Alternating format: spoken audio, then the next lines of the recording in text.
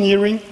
And what you can do with reverse engineering is find the errors, right? When you find an error, you can say, there, this is not good, I can break your system because of that. When you don't find an error, you can validate that they do 20 times the hash function, 20,000 times the hash function, and not only once, and that they sort their hashes, and then they use triple DES or AES correctly.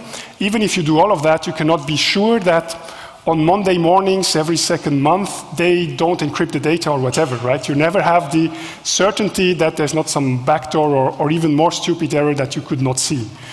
So if you have to choose a system which has to safeguard all your information, you should prefer open source, free software solutions, or at least open source solutions, where it is much easier to find the errors that might be in there, and much cheaper because you won't spend so much time trying to debug your system.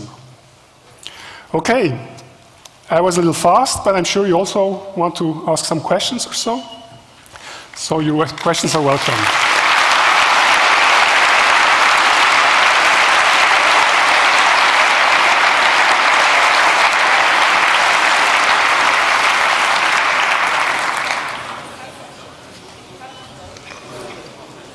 If you have questions, please go up to one of the two microphones in front.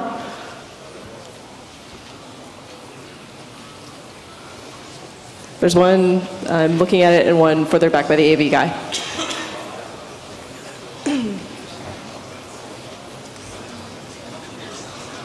What? Oh. So no questions? Okay. I'm sorry. I can't see you. Yes? How many of the systems you debugged actually did erase the data after they were used? So the plain text password got erased out of the RAM after the initialization of the system was done. This one did this. So remember we saw this password hash in the memory. At some point it disappears again from the memory. And also when you do the login, at some point it disappears again. So the part which is well done on this tick also erases the memory. On the other ones I did not see that. So most of the programs don't erase the data afterwards of the clear text password? Yes, definitely.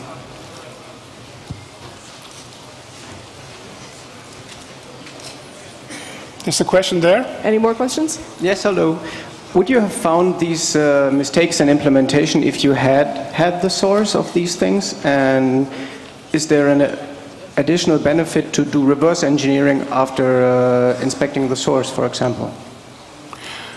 I think the last two ones we would have found quickly looking at the source. We would have understood how it works.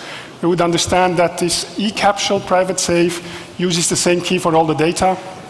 This would be very evident. We would have found this checksum function. Maybe in the first case, we might not have found immediately that the memory was already accessed before we had typed the password.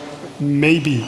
So maybe there might be an advantage of still doing the reverse engineering after looking at the code. Maybe when there's many different modules which interact at different times, maybe by reading the code you don't know at which time the code will be called and will be used.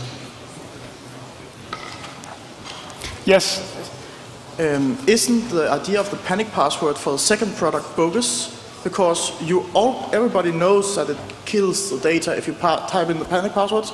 So if I was an attacker, I would just copy the contents of the files first, try the password, okay, it nuked it, that was a panic password, restore the files, and go kick the man again to give me a new password. Exactly. So yeah, absolutely. If the person at the border knows the software, he says, I know there's 4 passwords, so let's make 4 copies of your key, and then type one different password in every copy, and let me show all the results, definitely. So it's not really undeniable cryptography,